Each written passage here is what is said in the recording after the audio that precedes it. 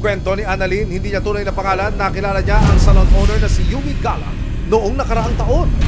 May one time na nagpa-home service daw, sabing ganun, may bagong branch na rin dito sa place namin.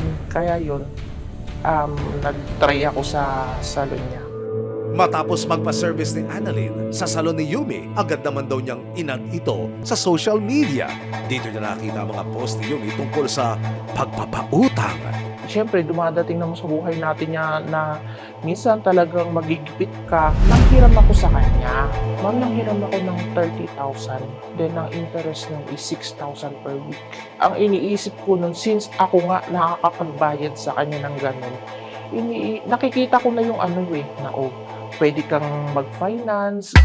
Dahil kumbinsido na si Annalyn na mag-invest sa lending business ni Yumi, hindi siya nag-alinlangan na isang ang isa niyang house and lot sa halagang ₱250,000. Straight from the bank, pumunta na po ako sa kanya para ibigay yung pera. Sabi niya, 10% yung mapupunta sa akin, 10% yung sa kanya. So sabi ko, okay naman pala. Hawak ko po ngayon ang sample na kopya ng investment agreement na kasaad na magpapasok ang investor ng pera sa negosyo ni Yumi na hair salon sa Giginto, Bulacan.